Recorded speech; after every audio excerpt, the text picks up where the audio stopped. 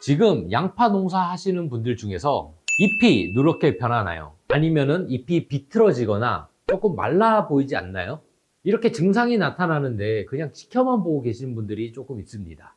그런데 이거는 약간 생육이 조금 부진해 보이는 문제일 수도 있지만은 사실은 병에 걸려서 그렇게 된 거일 수도 있습니다. 지금 바로 준비하셔야 됩니다. 영상 보시기 전에 구독과 좋아요 부탁드리겠습니다. 안녕하십니까. 배우맨의 나정석입니다. 다들 이제 봄이 되면서 이제 밭에 이제 나가기 시작할 텐데, 이전 가을과 겨울에 이제 양파를 심으셨다가 부직포를 덮으셨잖아요. 덮고 이제 날이 풀리고 이제 서서히 이제 거들 때가 왔습니다. 근데 이럴 때 좀 주의해야 될 게 있습니다. 바로 양파 녹균병입니다. 지금 이제 3, 4월이 되면서 양파가 본격적으로 생육이 정지되었다가 생육 활동을 시작하는 전환 시기입니다. 이때 만약에 잎이 변화가 되면은 큰 문제가 일어납니다. 양파 비대가 안 될 수도 있습니다. 특히 지금 날씨랑 습도가 굉장히 풀리면서 식물한테 좋은 환경이 되었습니다. 그런데 식물한테 좋은 만큼 세균, 곰팡이 이런 친구들도 휴면을 했다가 다시 활동을 하기 좋은 날씨입니다. 쉽게 말해서 식물이 자랄 수 있는 환경은 세균과 곰팡이도 같이 자랄 수 있는 환경이 된다라고 아시면 될 것 같습니다. 그런데 특히 지금 시기에는 양파에서는 녹균병이 굉장히 많이 옵니다. 그래서 오늘 녹균병에 대해서 알아보고 어떻게 대비를 해야 되는지 말씀을 드리도록 하겠습니다. 그럼 먼저 녹균병에 대해서 먼저 알아봐야겠죠. 녹균병 진단 방법에 대해서 말씀드리도록 하겠습니다. 새벽에 이제 이슬이 살짝 맺혔을 때 한번 잎을 자세히 한번 봐보세요. 그럼 잎을 보시면은 회색이나 보라색 줄무늬 같은 게 조금씩 생기고 곰팡이기 때문에 포자가 보입니다. 얇은 실처럼 보입니다. 녹균병의 노자가 무슨 노자인지 아십니까? 바로 이슬 노자입니다. 이게 이름에도 힌트가 있다시피 이슬이 있을 때 한번 양파 잎을 자세히 한번 살펴보세요. 그러면은 녹균병 초기 증상을 보고 즉각적으로 대응할 수 있습니다. 초기를 이제 놓치시게 되면은 이제 잎이 비틀어지거나 끝이 말라가면서 잎의 기능이 완전히 없어지게 변환됩니다. 잎이 변화가 되면은 무엇이 안 좋냐면은 광합성을 못 합니다.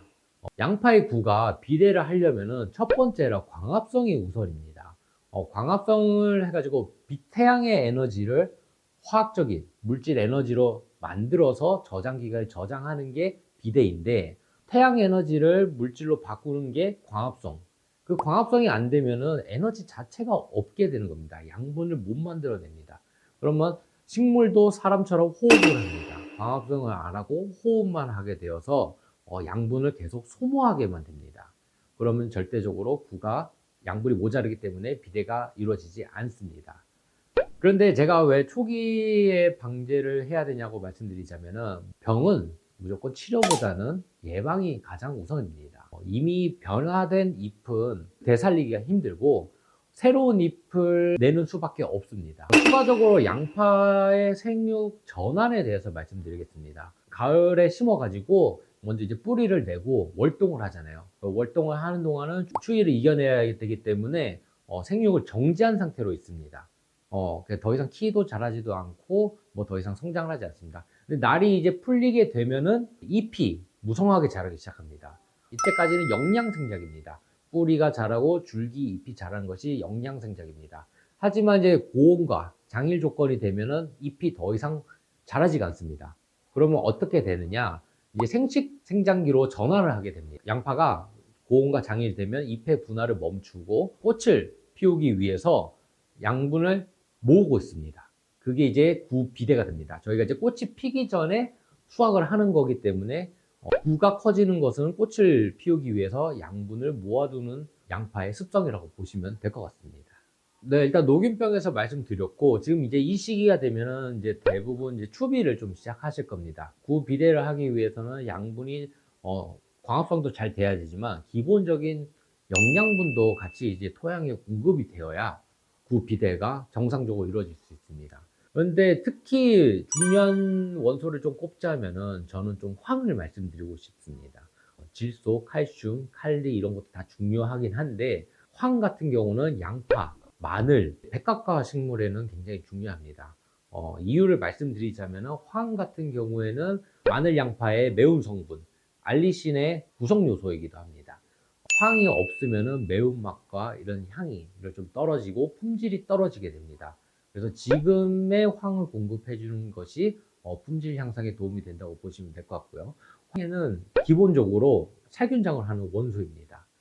그래서 황을 치게 되면은 마늘의 품질이 향상될 뿐만 아니라 이제 녹균병과 같은 기타 곰팡이나 세균들 같은 병원균들의 살균 작용도 기대해 볼 수 있습니다.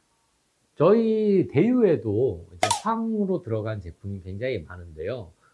제가 이제 추천드리고 싶은 제품이 하나 있습니다. 바로 코프로싹 S입니다. 생육기 때도 칠 수 있고, 황은 잘못 치면은 약해가 나기 때문에, 황은 진짜 알맞는 황을 쓰셔야 됩니다. 그래서 저희는 병해충 관리용 유기농업자재로 개발된 코프로싹 S가 있습니다. 게다가 코프로싹 S에는 트리베이식 코퍼 설페이트가 있습니다. 이제 구리 염도가 있는데 구리도 살균 작용을 하는 원료 중에 하나입니다. 근데 구리도 잘못 쓰게 되면은 약해라든지 이런 게 나타날 수 있습니다. 하지만 저희 코프로싹 S 같은 경우에는 살포했을 때 전반적으로 골고루 퍼지게 되고 서서히 방출되는 기술이 있기 때문에 생육기에도 안전하게 사용할 수 있습니다. 구리의 작용과 황의 작용으로 이중 시너지 작용을 하기 때문에 내성이나 저항성 생길 걱정이 굉장히 적습니다. 사용 방법 굉장히 간단합니다. 물 20리터당 40ml, 500배로 희석해서 살포해 주시면 됩니다.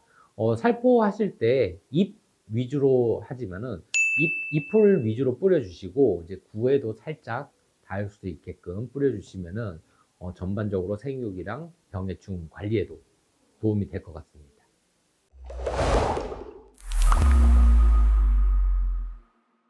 오늘 내용이 좀 유익하셨나요? 다들 녹균병을 방제를 잘 하셔가지고 맛 좋고 커다란 양파 생산을 하길 기원합니다.